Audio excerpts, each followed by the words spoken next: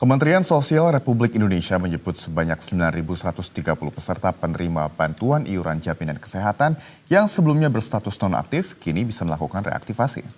Lalu berapa jumlah penerima PBI dan bagaimana kemudian reaktivasinya ini? Dan pemirsa, dalam 5 tahun terakhir, jumlah peserta Jaminan Kesehatan Nasional atau JKN atau peserta Kartu Indonesia Sehat terus menunjukkan peningkatan yang signifikan, di mana lonjakan ini menjadi bukti bahwa pemerintah di bawah kepemimpinan Prabowo berkomitmen untuk memperluas akses layanan kesehatan bagi seluruh rakyat Indonesia.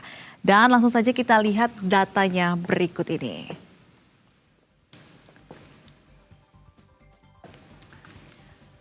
Ya,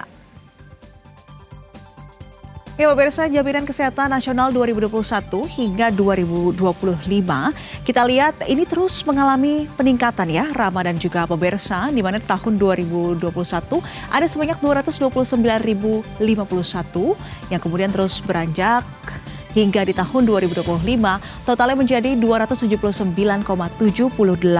Ya betul, kita lihat bahwa peningkatannya cukup konsisten di angka sekitar 20 poin ya, Nisrina selama setahun, yang mengindikasikan bahwa memang sejak 2021 sampai dengan 2025 ini angkanya terus bertumbuh dan semakin banyak orang yang menerima Jaminan Kesehatan Nasional sepanjang 2021 hingga 2025. Ya.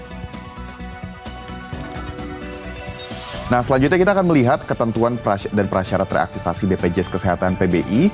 BPJS PBI yang nonaktif ini bisa direaktivasi jika peserta masih memenuhi kriteria miskin, rentan miskin dengan proses melalui Dinas Sosial dan juga BPJS. Ya, peserta berhak reaktivasi jika mengalami kondisi berikut ini, pemirsa.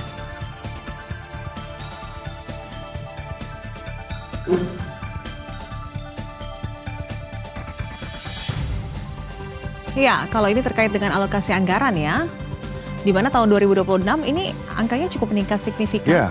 Dari yang sebelumnya 46,46 triliun rupiah, tahun ini ada 56,46 triliun rupiah. Yes, kita lihat meskipun tadi penerima bantuannya semakin tahun semakin banyak, dan 2022 sampai 2025 mungkin angkanya masih stuck di 46,46. Tapi di 2026 ini pemirsa, kita lihat angkanya melonjak drastis 10 triliun ke 56,46 triliun rupiah. Nah, kemudian Nisrina dan juga pemirsa, kita lihat nih ketentuan dan prasyarat apa saja untuk mereaktivasi BPJS Kesehatan PBI, karena banyak sekali masyarakat yang membutuhkan informasi ini. Betul. Bahkan orang-orang di sekitar kita yang mungkin kita tidak sadar ternyata adalah penerima PBI. Nah, ini yang perlu diperhatikan pemirsa. Jadi jika Anda pernah dinonaktifkan sebelumnya, ini khususnya tahun 2025 atau yang terbaru, dan juga diverifikasi sebagai masyarakat miskin atau rentan miskin di DTKS, kemudian juga jika Anda menderita penyakit kronis, katastrofi atau darurat medis yang mengancam jiwa Anda, serta data DTKS peserta yang dimutakhirkan maksimal selama 2 periode terakhir.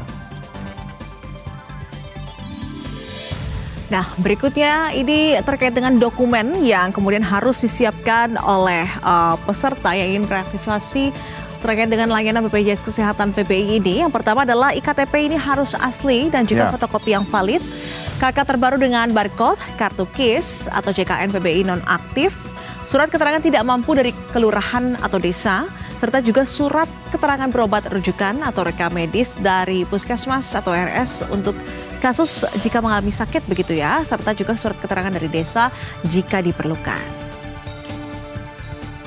Nah, berikutnya, Nisrina dan pemirsa, kita lihat bagaimana cara aktivasi kembali BPJS PBI. Nah, ini juga patut diperhatikan. Nah, pemirsa, sebelumnya Anda cek dulu status kepesertaan via aplikasi mobile JKN yang berada di smartphone Anda masing-masing. Kemudian silakan mengajukan permohonan ke Dinas Sosial di kabupaten atau kota Anda dengan membawa semua dokumen yang tadi kita sebutkan. Terus juga Dinas Sosial nanti akan mengeluarkan surat rekomendasi untuk Anda ke kantor BPJS Kesehatan di cabang terdekat untuk proses reaktivasi, dan Anda tinggal menunggu konfirmasi aktivasi dari BPJS. Ini bisa selama 1 atau 7 hari, dan silakan Anda cek ulang via aplikasi di smartphone Anda. Dan untuk berikutnya, cara reaktivasi BPJS PBI nonaktif lebih dari 6 bulan deh. Jadi yang pertama harus mengunjungi kelurahan atau desa dengan membawa KTP, KK, dan SKTM dari RT RW untuk verifikasi lapangan oleh Dinas Sosial. Nah, setelah data DTKS disetujui via SIKSNG dan musyawarah Dinsos dikeluarkan rekomendasi ke BPJS untuk aktivasi ulang. Ini jaraknya rentangnya sekitar 1 hingga 3 bulan. Kemudian serahkan rekomendasi DTKS ke kantor BPJS cabang dan tunggu konfirmasi status aktif di mobile CKN. Nah, apabila ada kondisi sakit yang mendesak, pengajuan ini bisa langsung dilakukan ke UPTPK atau Dinas Sosial dengan melampirkan rekam medis dari Puskesmas. Yes, betul sekali, Nay. Berikutnya, Nisrina, kita lihat ada infografis lain. Nah, kalau dari tadi kita sudah membahas dari cara reaktivasi dan juga lain sebagainya. Ini penting banget, yang pertama apa? Untuk punya aplikasi JKN Mobile sebenarnya di handphone. Karena kita nggak tahu kapan kita akan membutuhkan layanan ini untuk reaktivasi dan juga untuk menggunakan layanan BPJS. Jadi paling bagus memang untuk siap sedia aplikasinya di smartphone terus ya nih. Ya, untuk melakukan pemantauan itu sendiri.